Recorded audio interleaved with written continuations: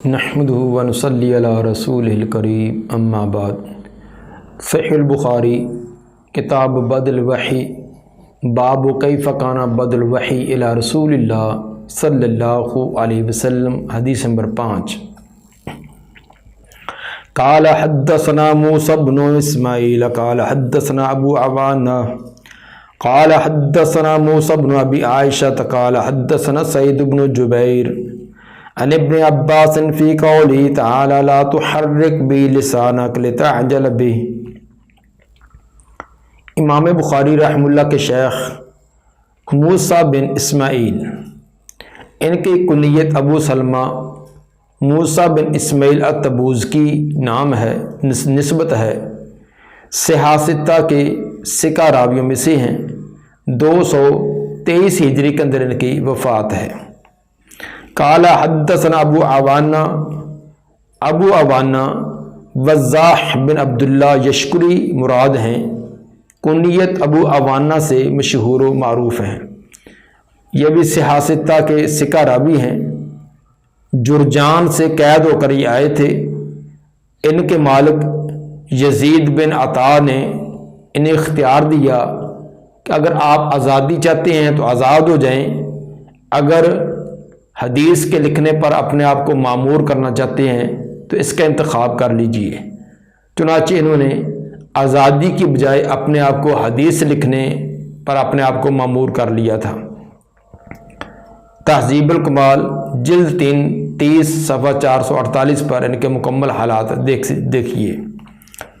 قال حدثنا موسیٰ بن ابی عائشہ، موسیٰ بن ابی عائشہ ان کی کنیت ابو الحسن اور حمدانی کی طرف ان کی نسبت ہے۔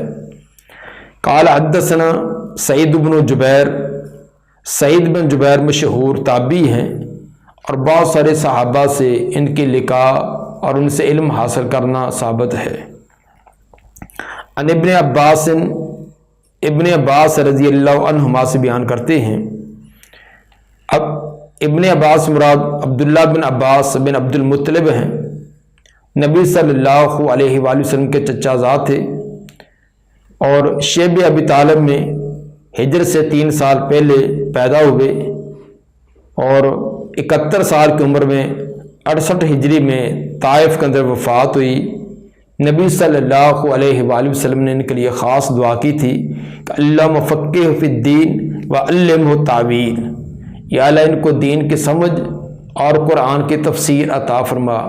چنانچہ یہ فقاہت میں اور تفسیر کے اندر امام اور بہت رہنما سمجھے جاتے ہیں۔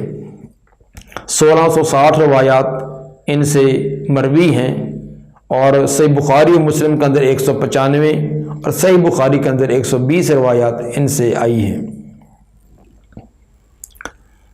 فرماتے ہیں عن ابن عباس فی قول تعالی لا تحرک بہ لسانک لتعجل بہ، سورہ قیامہ کی آیت نمبر 16، اس کی تفسیر ابن عباس رضی اللہ عنہما فرماتے ہیں، ترجمہ لا تحرک بہ لسانک لتعجل بہ، نہ حرکت دیجیے اس قرآن کے ساتھ اپنی زبان کو تاکہ جلدی حاصل کریں آپ۔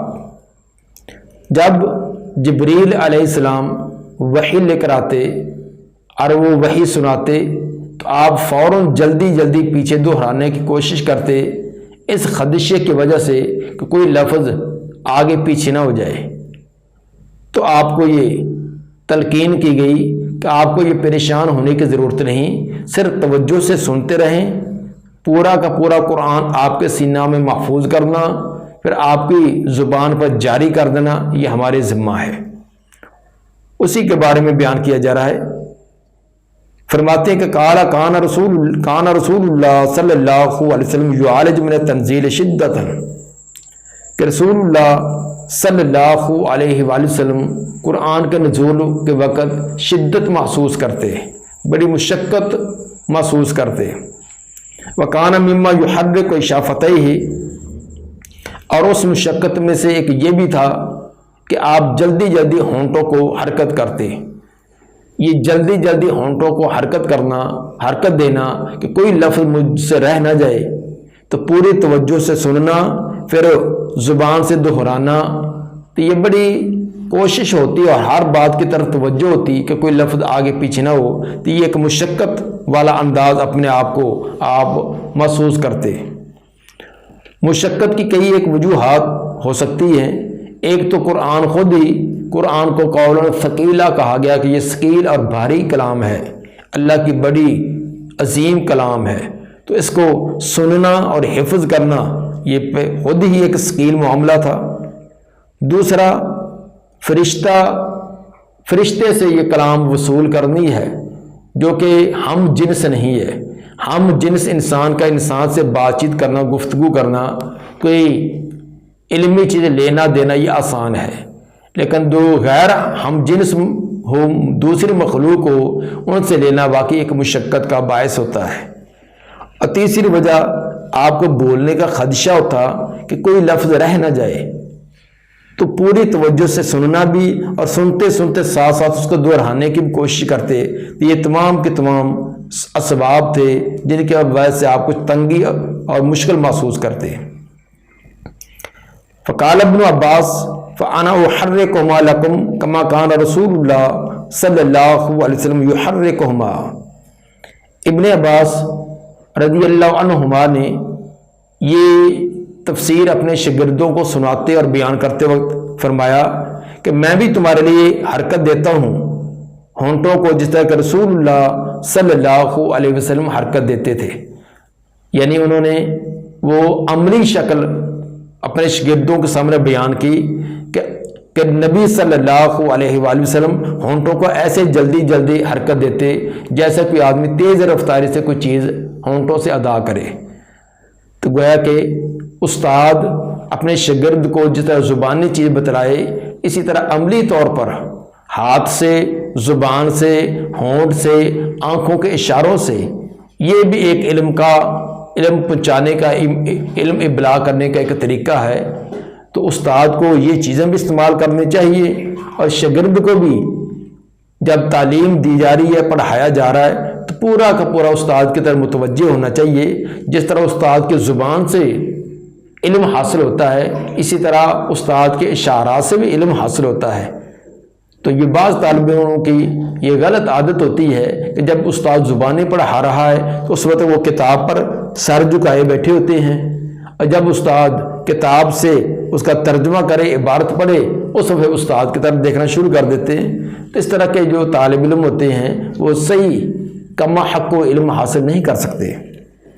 چنانچہ نبی صلی اللہ علیہ وآلہ وسلم سننا بھی اور ساتھ ساتھ اپنے ہونٹوں کو حرکت دینا، اس سے یہ ثابت ہوا کہ ایک طالب علم کو کس طرح علم حاصل کرنے کا حریص ہونا چاہیے کہ کان بھی، اپنی آنکھیں بھی، اپنی زبان بھی، الغرض اپنے تمام کے تمام اعضاء کو اسی علم کی طرف متوجہ کیا ہو۔ تو اپنے تمام کے تمام علم حاصل کرنے جو ذرائع، آنکھیں بھی ہیں، کان بھی ہیں، اور اسی طرح انسان کے اپنے اعضاء بھی ہیں، تو ہر ہمہ تن گوش ہو کر اس کو یہ علم حاصل کرنا چاہیے۔ ابن عباس رضی اللہ عنہما نے ہونٹوں کو حرکت دے کر اپنے شاگردوں کو دکھلایا کہ آپ ایسے حرکت دیتے۔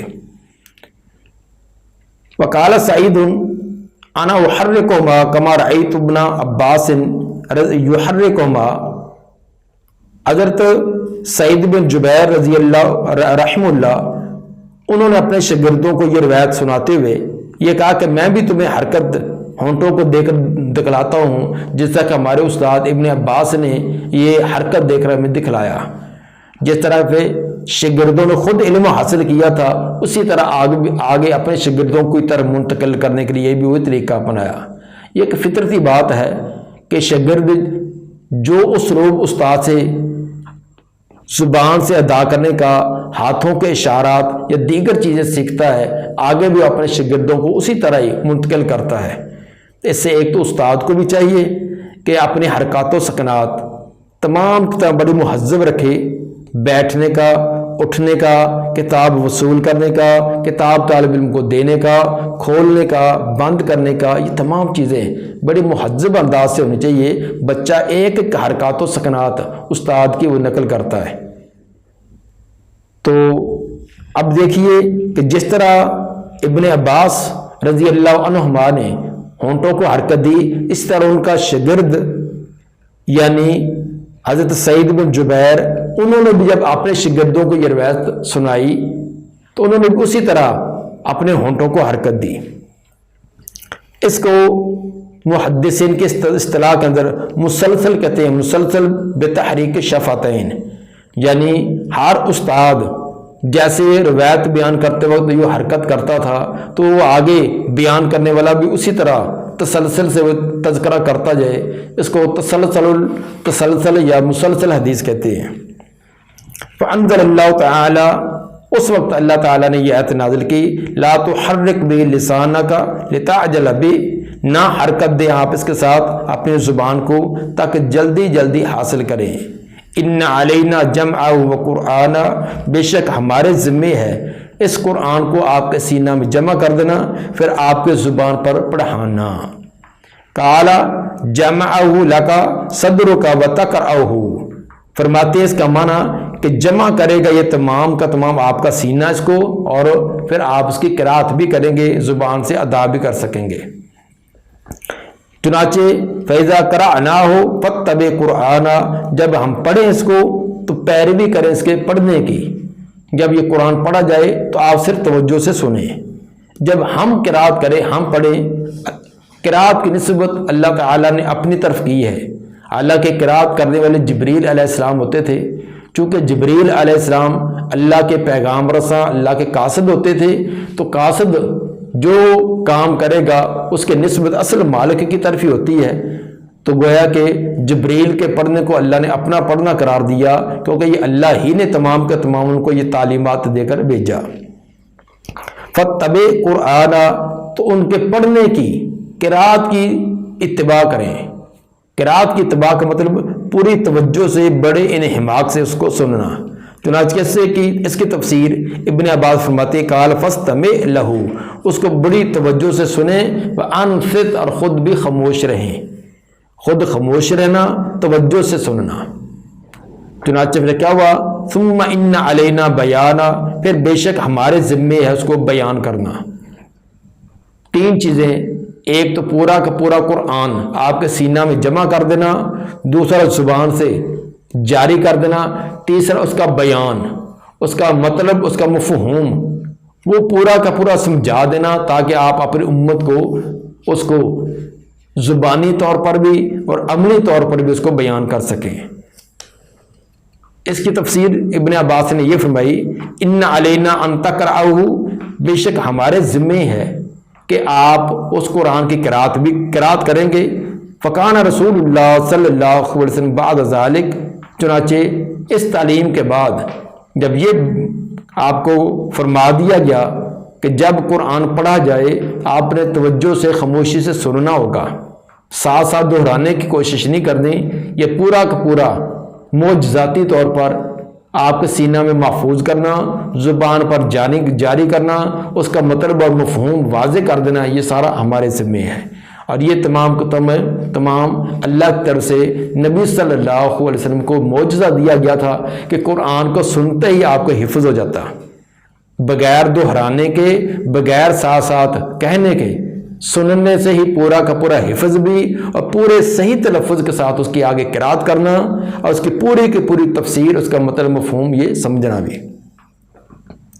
چنانچہ فکان رسول اللہ صلی اللہ علیہ وسلم بعد ذالک، اس کے بعد اذا اتاؤ جبریل، جب بھی آپ کے پاس جبریل تشریف لاتے، استمع، تو آپ توجہ سے سنتے، جو کچھ وہ فرماتے آپ صرف سنتے جاتے۔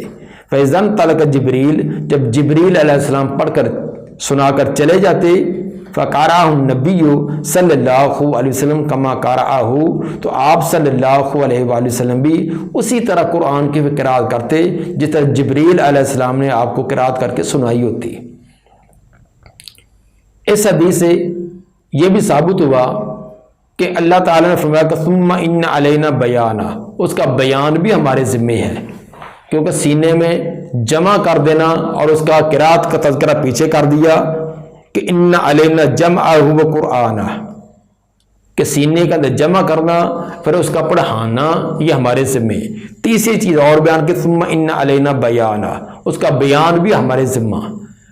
بیان جو کچھ آپ نے زبان سے فرمایا، عملی طور پر کیا یا آپ کے سامنے کیا گیا اور آپ نے منع نہیں کیا، یہ سب کا سب وہ بیان ہے۔ دوسرے الفاظ کے اندر احادیث رسول، آپ کی عملی زندگی کے اندر جو کچھ آپ نے کیا وہ قرآن کی تفسیر تھی۔ تو اس لیے جیسے قرآن ہمارے لیے حجت اور دلیل ہے، اسی طرح احادیث وہ بھی حجت اور دلیل ہیں۔ اس کا سمجھنا اور اس کے احادیث کی روشنی کے اندر قرآن کو سمجھنا یہ لازمی اور ضروری ہے۔ حدیث نمبر 6، قال حدثنا عبدان قال اخبرنا عبداللہ قال اخبرنا یونس عن زہری وحدثنا بشر بن محمد قال اخبرنا عبداللہ قال اخبرنا یونس ومعمر عن الزہری نحوه قال اخبرني عبید اللہ ابن عبداللہ عن ابن عباس قال كان رسول اللہ صلی اللہ علیہ وسلم اجود الناس۔ امام بخاری رحمہ اللہ کے شیخ عبدان ان کی کنیت ابو عبد الرحمن اور نام ان کا عبداللہ بن عثمان مروزی ہے۔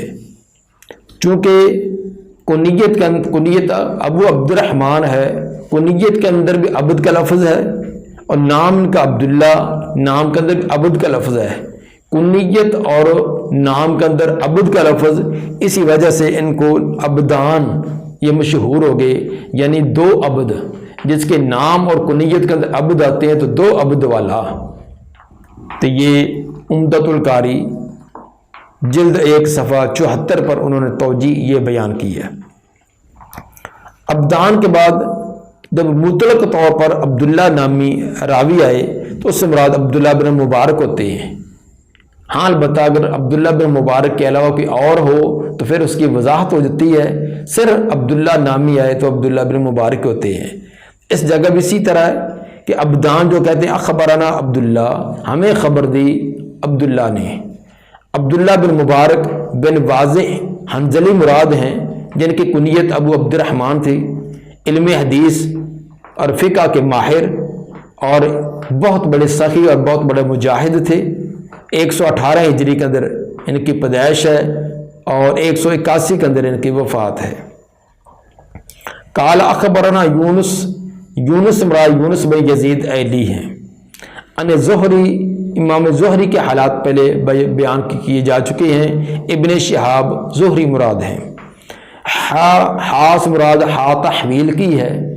ہا تحویل یہ لفظ اصل میں تحولا یا تحولا، اسی کا مخفف ہا لکھا جاتا ہے۔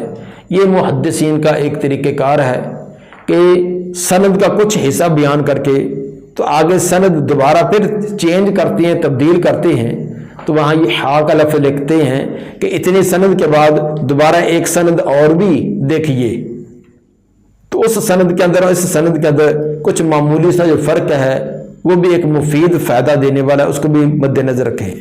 ہا تحویل کے بعد جو دوسری سند امام بخاری بیان کرنا چاہتے ہیں وہ ہے حدثنا بشر بن محمد۔ بشر بن محمد ان کی کنیت ابو محمد بشر بن محمد سختیانی، یہ کتب ستہ میں سے صرف امام بخاری نے ان سے روایت لی ہے۔ بعض نے ان پر مرجئہ کا الزام لگایا ہے، لیکن امام ابن حبان نے ان کو ثقات میں درج کیا ہے، بیان کیا ہے۔ 224 ہجری کے اندر ان کی وفات ہے۔ تو بشر بن محمد کہتے ہیں قال اخبرنا عبداللہ قال اخبرنا یونس و معمر عن زہری نحوہ۔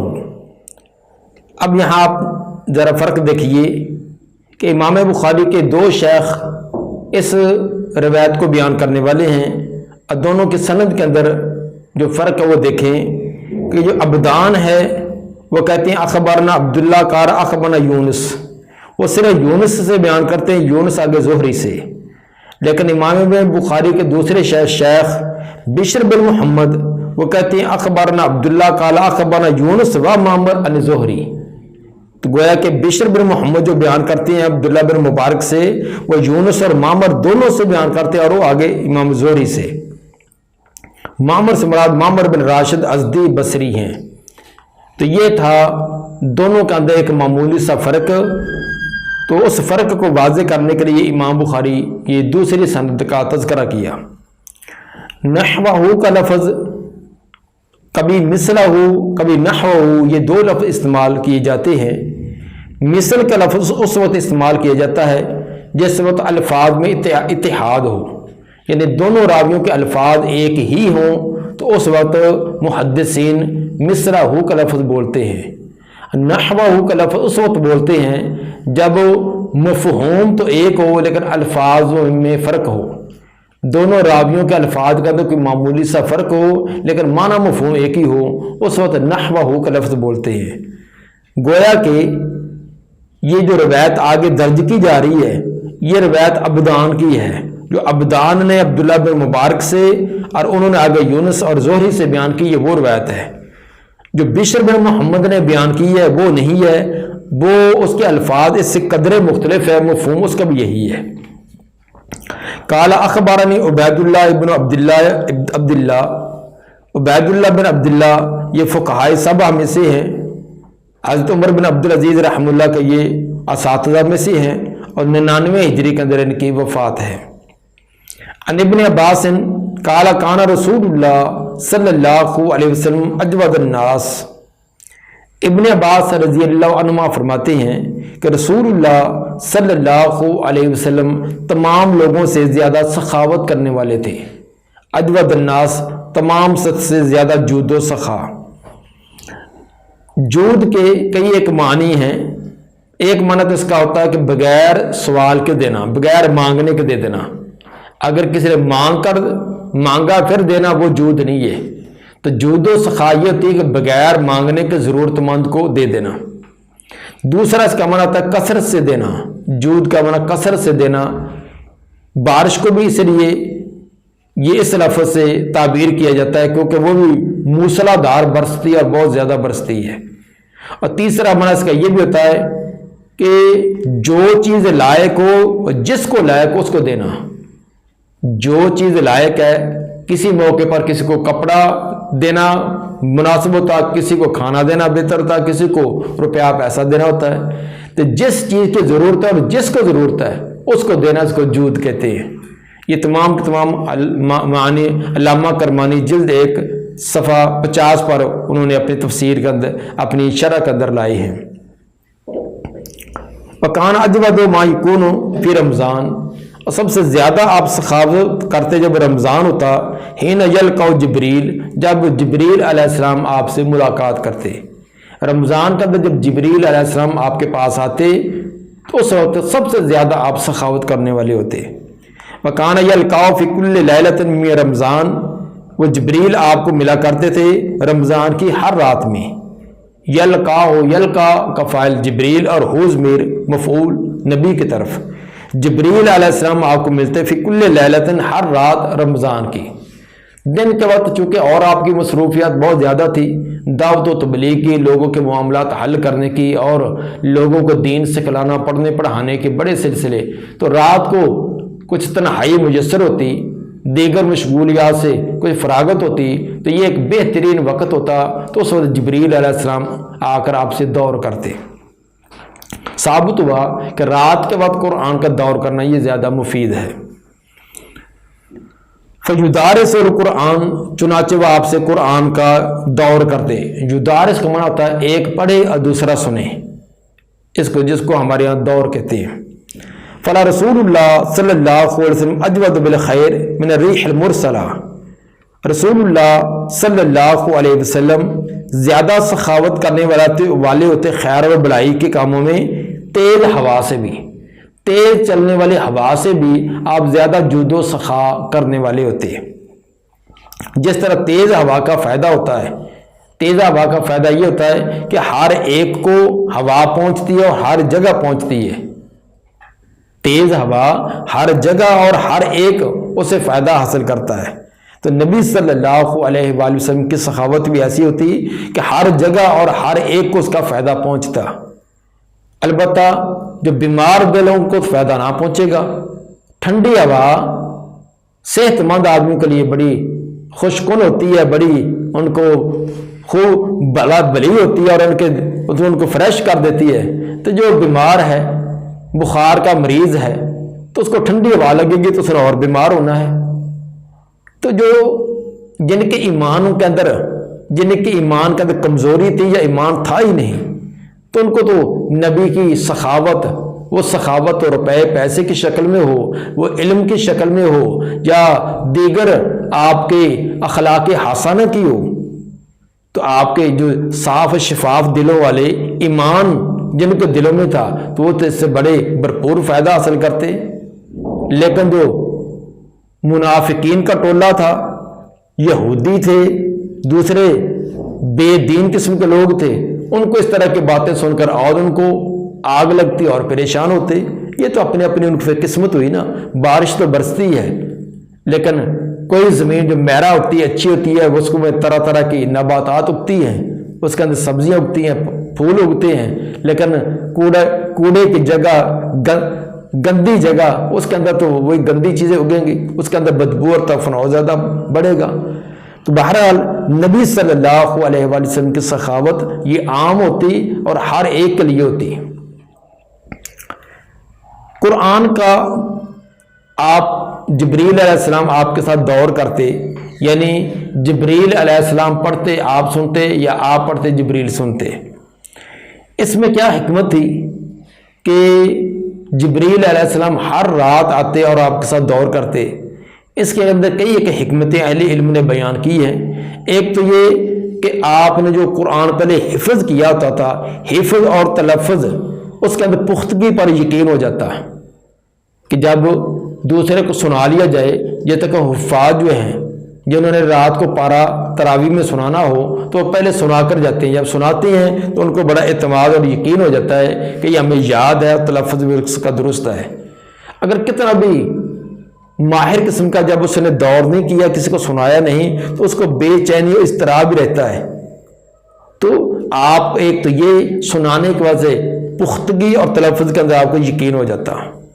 دوسری علت کہ چونکہ قرآن یک بارگی موجودہ ترتیب کے ساتھ نازل نہیں ہوا، بلکہ ایک سورت عرصہ طویل تک اس کا نزول جاری رہا، اور ایک ہی وقت کے اندر مختلف سورتوں کی آیات کا نزول جاری رہتا۔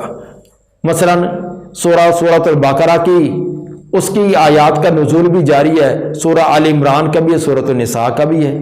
جبریل علیہ السلام ایک وقت آتے ہیں، کچھ آیات لے کر تو آپ بتلاتے ہیں کہ یہ فلاں سورت کی فلاں آیت کے بعد ان کا محل ہے۔ دوسرے ٹائم آتے ہیں پھر دوسری سورت کی آیات لے کر آتے ہیں۔ تو جب یہ زندگی کے آخری رمضان کا آپ نے دور کیا تو اس کے اندر آیات، سورتوں کے اندر یہ آیات کی ترتیب ہے، چونکہ قرآن مکمل ہو چکا ہے تو اب ان کی جو آیات کی ترتیب ہے اس کا آپ کو یقین ہو جاتا ہے کہ واقعی اس صورت کی آیات کی ترتیب یہی ہے جو اب جبریل کے ساتھ دور کر لیا گیا ہے۔ تیسرا فائدہ یہ بھی ہوتا کہ منسوخ آیات کا مزید آپ کو یقین ہو جاتا ہے کہ جو منسوخ آیات جو تلاوت کر کے نہیں سنائی گئی تو اس کا معنی وہ ختم ہو گئی ہے۔ منسوخ کی آگے کبھی وضاحت کریں گے کہ منسوخ کی مختلف قسمیں ہیں۔ ایک تو وہ ہے کہ ان کی تلاوت بھی منسوخ ہے، حکم بھی منسوخ ہے، اور ایک وہ ہے کہ جن کی تلاوت ابھی بھی باقی ہے لیکن حکم منسوخ ہے۔ ایک جن کا حکم جو ہے ابھی بھی باقی ہے لیکن تلاوت ان کی منسوخ ہو چکی ہے۔ تو یہ مختلف قسم نسخ کی قسمیں ہیں۔